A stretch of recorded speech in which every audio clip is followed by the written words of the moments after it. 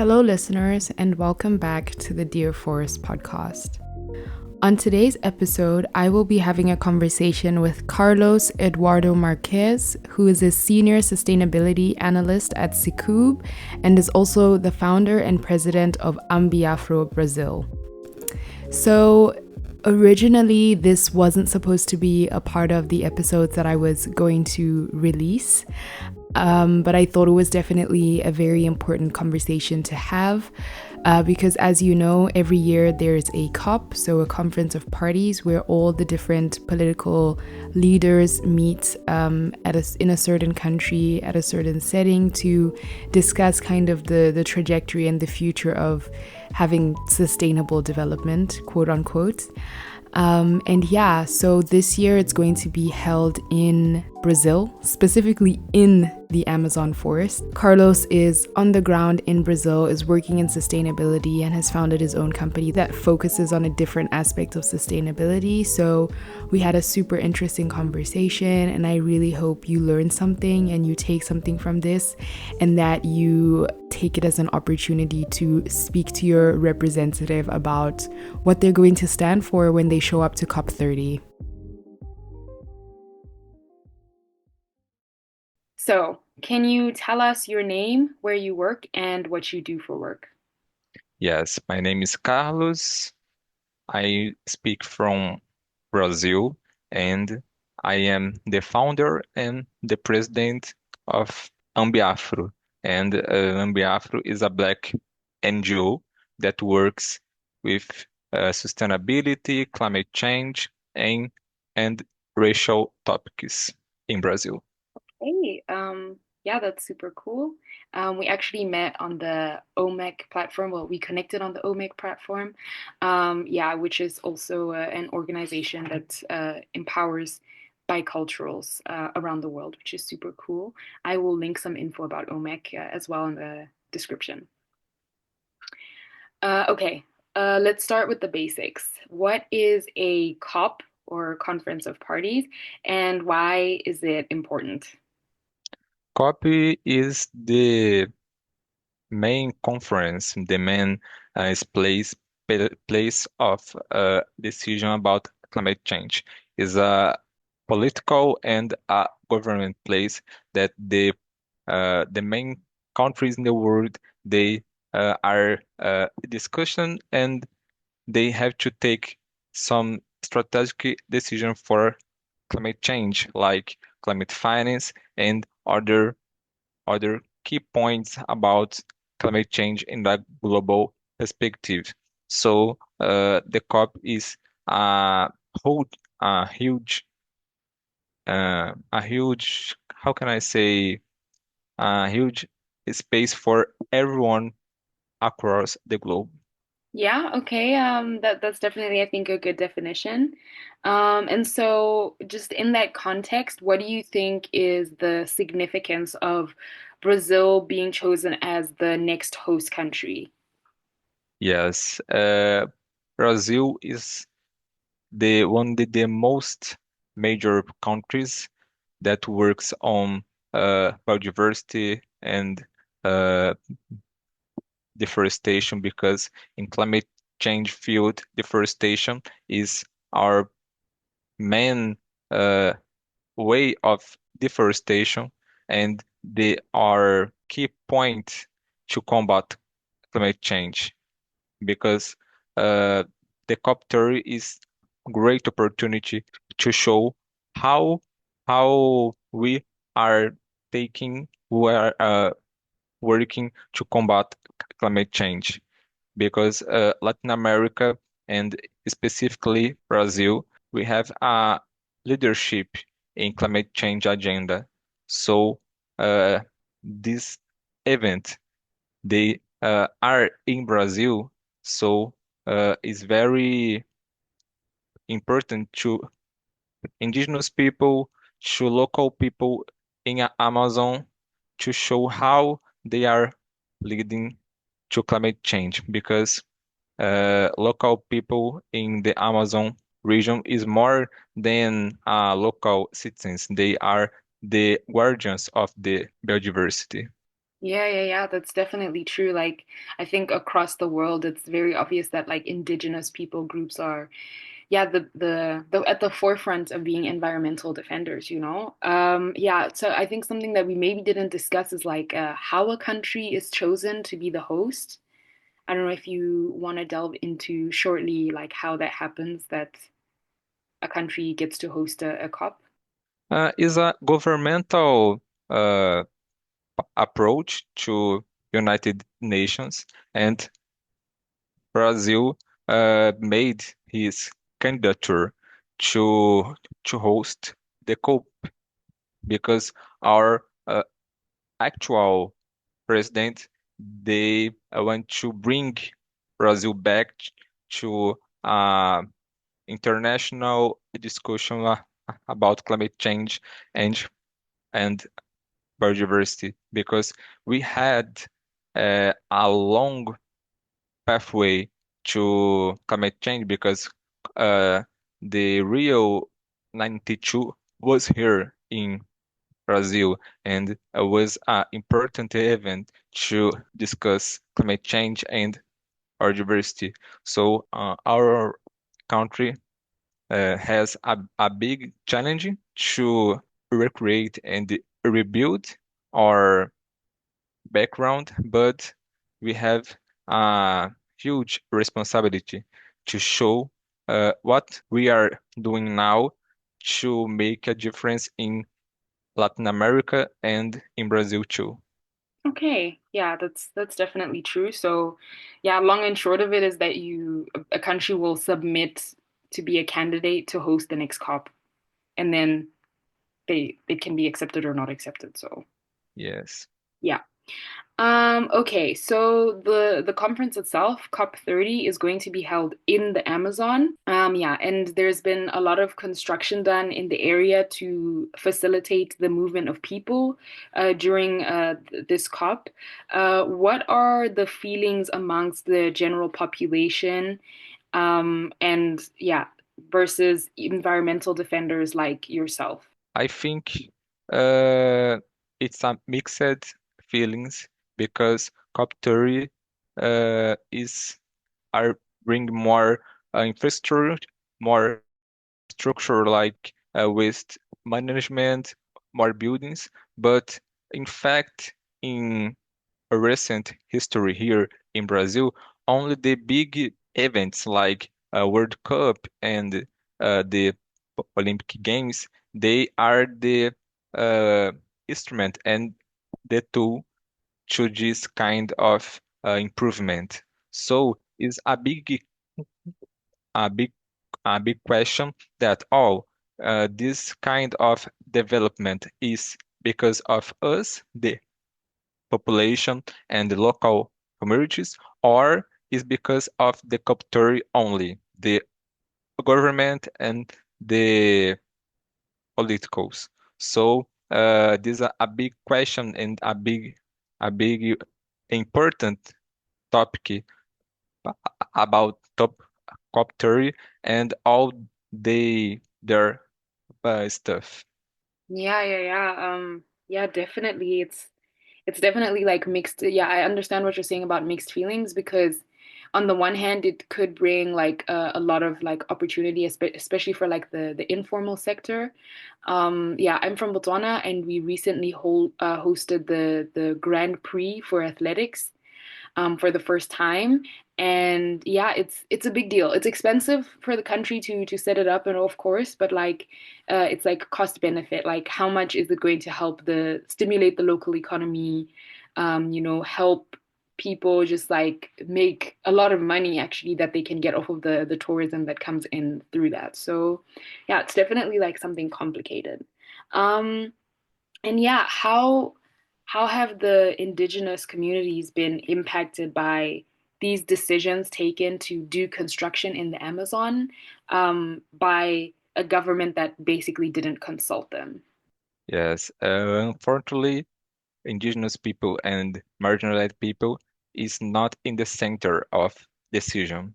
So uh, they they are marginalized because unfortunately they don't have so much power and so much uh, money to put uh, in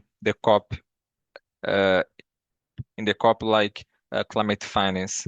So indigenous people with social communities, they they are enjoying and uh, consulting how COP30 could bring more diversity, not only in the participant, but in the decision makers.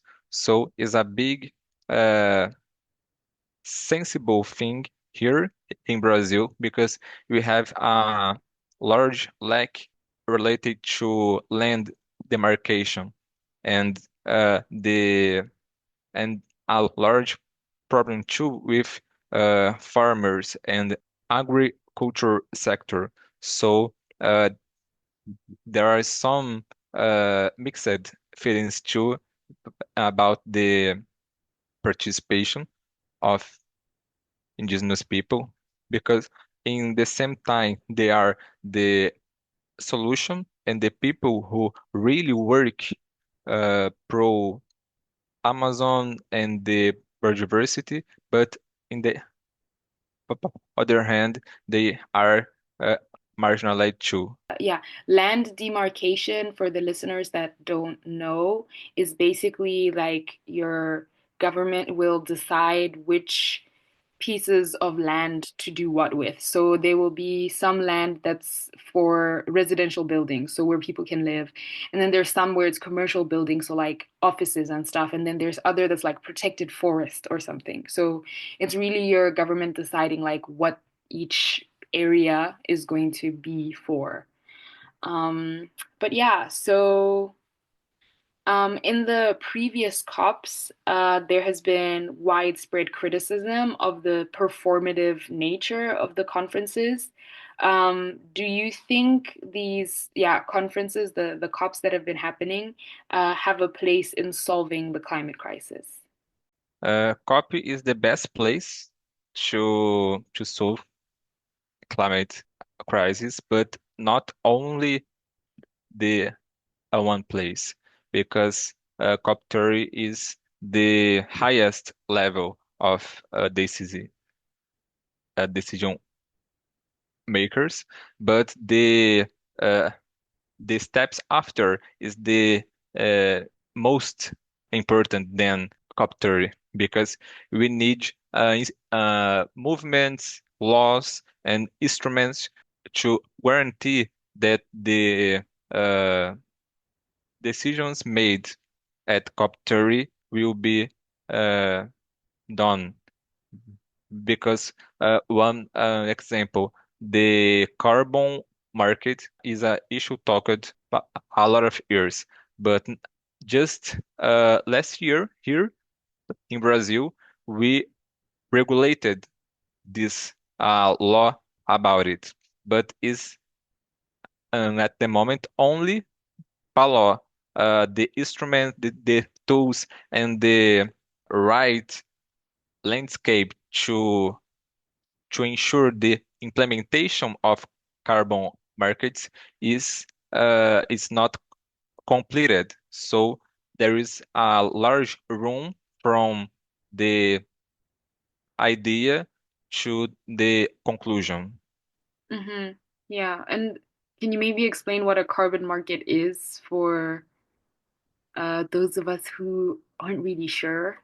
Carbon market is a market of carbon credits, and because one CO2 ton is one carbon credit. So the governments they have to set a limit of each or state or each company. So if they cut their emissions below this target, the company can sell the rest of the difference between the target and the real emissions to other companies that maybe pass no, maybe extend their limit. So is in general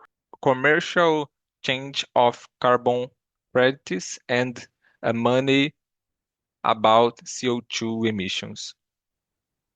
Okay. Yeah, so basically you have to, as a company, have to buy the credits from the government with real money, right?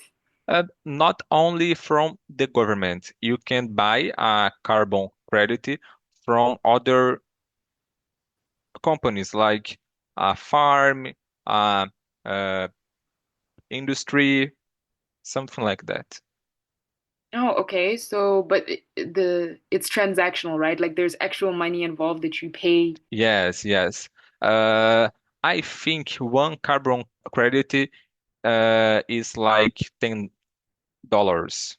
Okay. That's not a lot of money for the amount of damage. Then, Yeah, but the price of carbon credits is one of the problems of this market. It's not a global definition. So the price in USA could be one price, here in Brazil another price, and this is the real challenge to stabilize, to set an amplitude of carbon price. hmm Okay. Yeah, I didn't know about that. I don't think I've very much understood it just because I quite honestly don't believe in it. If I'm being completely honest, I just think paying to pollute is not a solution. Like that's not a conversation we should be having, you know? Yes, I agree. And I think the idea in general of carbon credits takes advantage of like very vulnerable like global south countries, right? Because most of the places that have like their nature still intact is like global south countries, right? So say for instance like neighboring countries like Zambia, Zimbabwe, they have like lots of like green spaces, and their land is being bought up for the purpose of like being used as like carbon credits or to offset emissions, whatever that means. So it's like, and that land then becomes private land, which means that the people that live there can't even access that land, you know? And like I just don't believe in it. I just think it's greedy. I think it's another way for our leaders to not do anything and just say we're doing something, you know? But yeah. But on that note, on leadership actually, do you think our global leadership is being productive during these conferences actually? Yes, and I think global leadership is a complex topic to measure, because the global mindset is, oh, sustainable development is bad for business, is bad for profit. So environmental leadership is seen more like a activist and more like a problem than a solution. But the global leadership in sustainable development field is a people who wants to make their difference, to make the solution really happen. Because in general, we can think, oh, I am a only single person here in my family, in my city, but our capacity of influence is really uh, powerful, mainly on social medias. So we can share our knowledge and share our content about sustainability, climate change to more people. And I think our global leadership is working, but the challenging is really challenging and really complicated because I think we, like you and me, we are the tools. We aren't a solution. We are not starting something, and we not will finish something. We only continues a process that one person before me and you started. So I think we can do more, but our work is really great now. Yeah. Okay, yeah, that's a good answer, I think. At the last COP, the financial contributions to the climate crisis were much lower than what is realistically needed to effect lasting change. I'll link some articles in the description. Yeah, but given that we know global South countries have suffered the most, how do you think funding opportunities can be more equitable?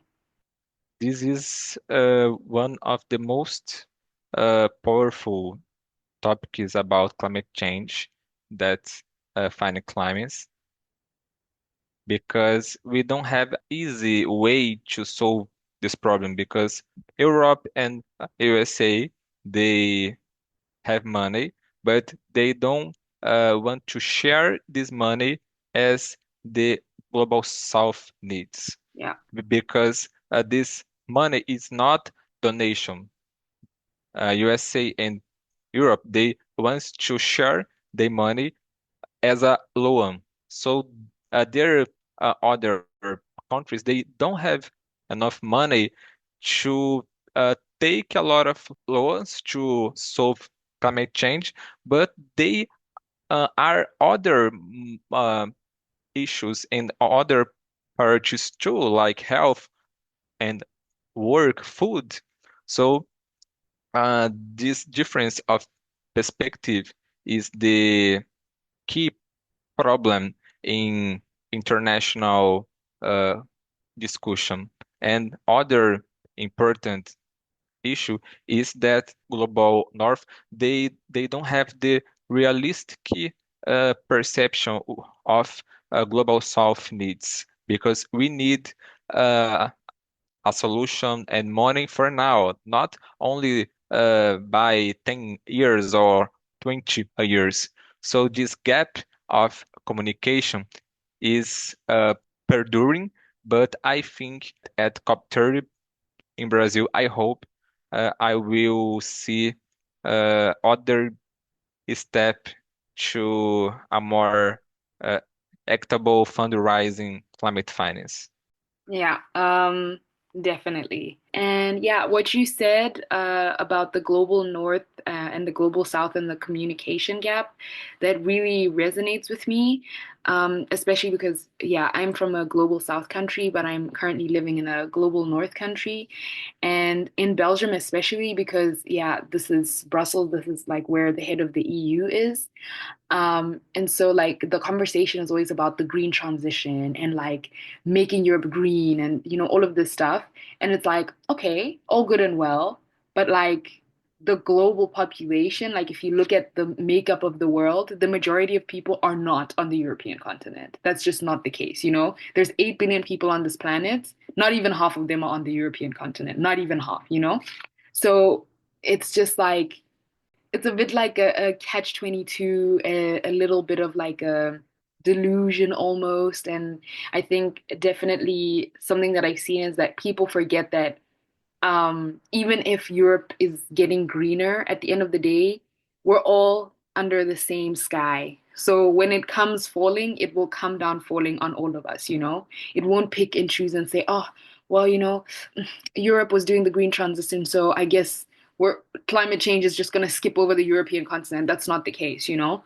It's a little bit frustrating for me because like I understand that something needs to be done, but I think the idea that the like that mitigating climate change has to be profitable is also a big part of the problem because you the idea of making money off of something that is just supposed to be good for the planet is crazy to me, because it's good for human beings as well. Like at the end of the day, like if there's no resources left on the planet, there will be nothing left to spend money on. And I think also if we look at the countries that are polluting the most, it's also global north countries, you know, because the cost of having so much money is exploiting resources to an extreme extent. So yeah, it's a frustrating topic.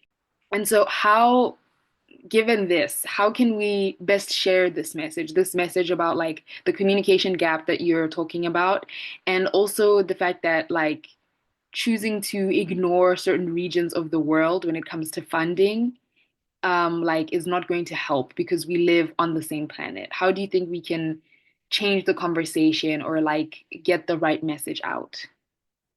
Uh, a deep problem and a historical situation because we always had the global north defining what matters, what is the most important to do globally.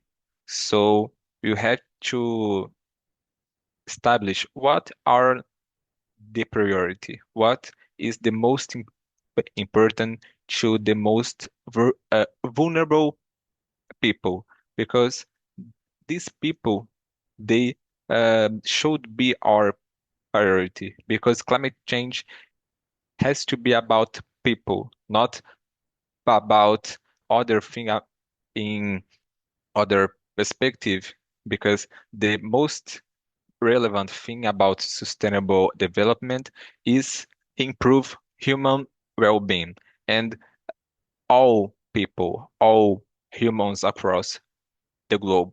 Though a person in Europe, if they had a good life and a good food, is important. But in and we have to think in others countries, in others continent, how how do how these people are living now. Uh, the priority of these people is a electric car or food. So this kind of mindset, a new mindset, will drive our solutions. So unfortunately, global South don't have enough power to establish, but collectively we have to understand and we have the right to contest this kind of definition. Oh, electric car or vegan food is very important. It's very important. I don't have any doubts about it. But now people don't have food.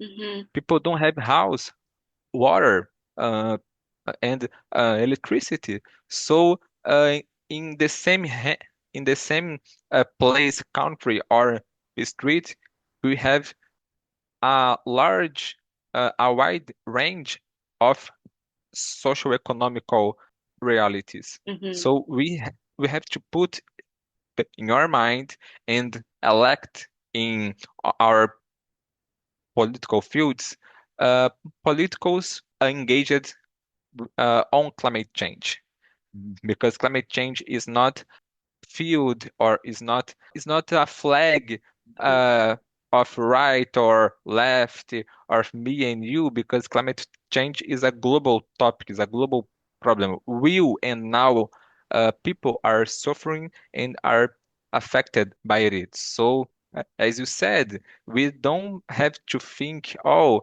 I have to make money with sustainable development. Mm-hmm. Is great because sustainable development can't be seen how like a problem, like a bad thing, because unfortunately, a lot of people think about it. They had this idea because there are a lot of products and service.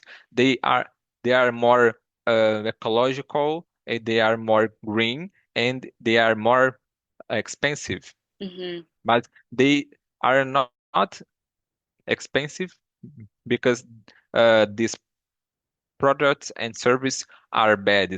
Is they are in that way because they are including the right price of things Yeah. like the land, the water, the electricity, the work of people. So there are a lot of things to account in this math, and I think we, in the some way, we are in the right direction. Yeah, I mean, I definitely we kind of discussed that in the episode we did about fashion and deforestation. We spoke about how like say for instance a t-shirt, you can get a t-shirt on one of the fast fashion websites for like €5 depending on what kind of shirt you're getting.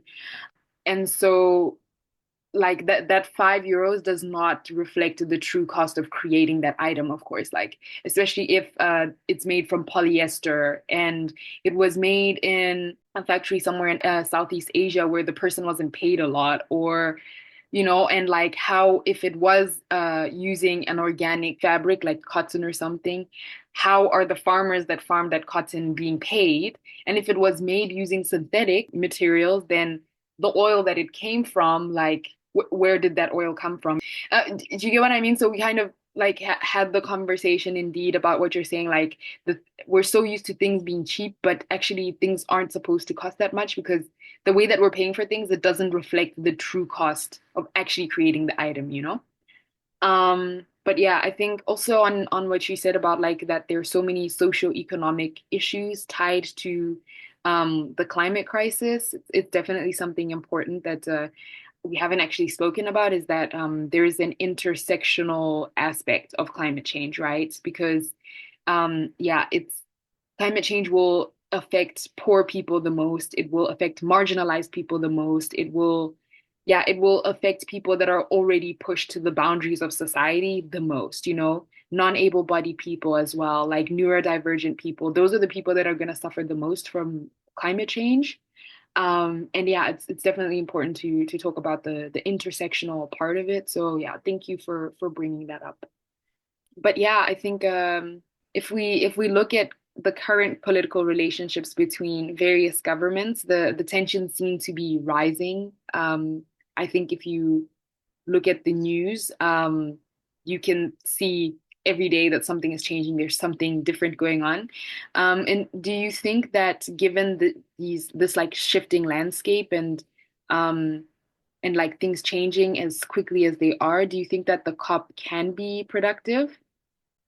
I think the U.S. situation not will set a global law. It's not a mandatory thing because each uh, country has their autonomy, and we are now seeing a change in geopolitical relationship. So this change and this kind of rupture could be better for sustainable development because, for example, China and Europe are closer than in the past. Uh, Brazil and China is in a strong communication. So climate change and sustainable development is not a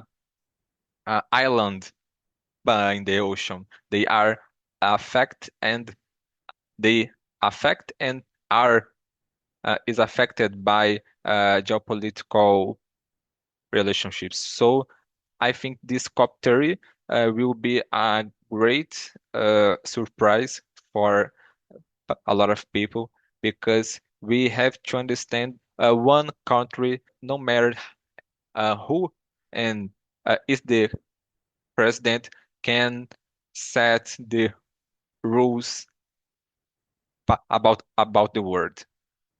We have the power to make our difference, and most important, the presidents they not stay forever. So we have to work in the meantime to improve and to consolidate civil rights for poor people, marginalized people.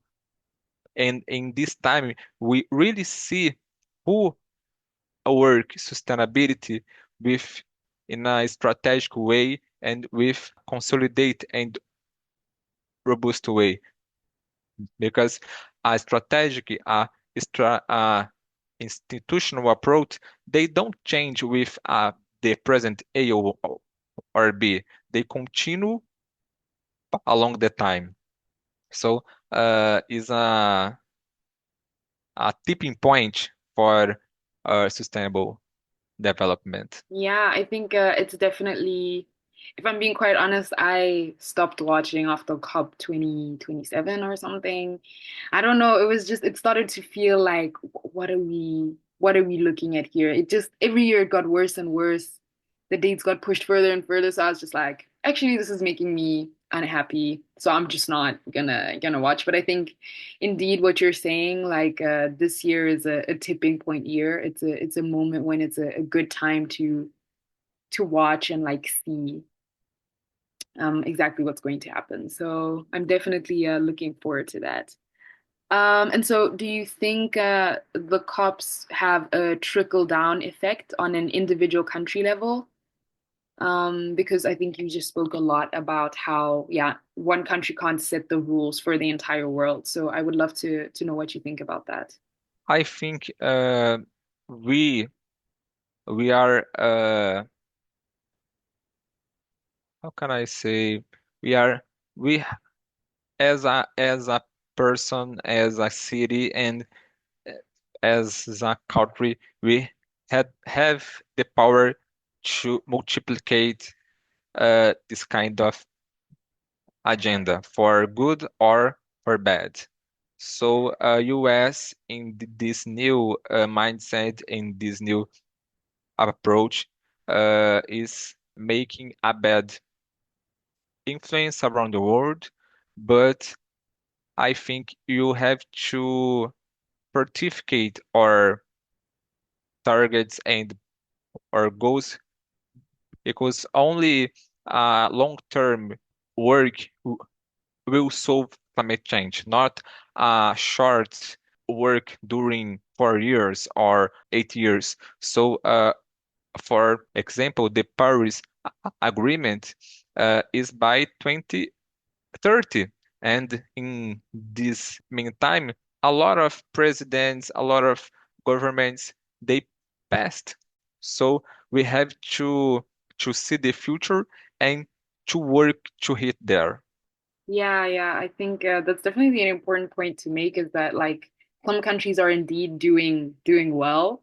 I think we're always focused on the biggest emitters in general, and so we never look at countries that are doing the right thing as well. So it's a bit like, hmm, yeah, definitely important though to have a look at that. I haven't even checked the list, so I'll definitely be doing that sometime soon. Um, but yeah, so how do you think we can improve policy adoption on an individual country level? Because I think we've spoken a little bit on the podcast about how like some agreements are binding and others are non-binding, and the COP ones are non-binding unless they're signed into law. So how do you think we can kind of encourage different governments to choose to adopt these laws into their own constitutions or amend policies or something to that effect? Okay. In fact, people and governments are set by money. So, commercial agreements, they are put in their terms sustainable topics. So there is a agreement between Europe and South America, and one of the problems to stop and to not facilitate the real agreement between these two blocks is the deforestation in South America. So this kind of green advocacy is a great way to enhance the governments and the people and mainly the uh, private sector to understand that sustainability matters and sustainability are related to profit. Sustainability can impact my company, my financials outcomes because sustainability is understanding like oh, sustainability is only a topic about marketing, about hug a tree, and not a real problem in core business. So this kind of commitment and agreement, and if they are made at COP30, I think this could be a great change or a tipping point in commercial and diplomatic relationship. Okay, yeah, that's definitely something that I didn't consider. Thanks for sharing that and for thinking much further and much more deeply than I think most of us are thinking about these issues. But yeah, so what changes are you hoping to see after this COP for the Amazon forest and for Brazil at large? I hope the Amazon as a biome in more evidence. I hope the local population with more respect, with more funding to protect their lives, their house, and the biodiversity, because unfortunately there is a sense of oh, if I put money here, the solutions will happen organically. But the reality is huge difference because sustainable development that not bring with the development as social economic problems like I will bring you waste management, new houses, new hospitals, but where? For who? So this intentional solution and local solution is more important for me than a new big commitment of country A or B, because I can't see the development in all the cities and across the globe. But for me, it's most important than big shake hands in a fancy event like COP30, Hmm. because this will happen. This will happen, and but I think the really material KPIs about social and environmental development is the key and is the way to measure the efficiency of climate change combat.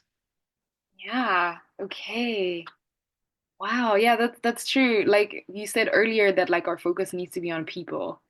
And that's definitely yeah, that's definitely what you're still talking about is that like the local population is what's important at the end of the day and not whatever pump and show our leadership is going to put on next.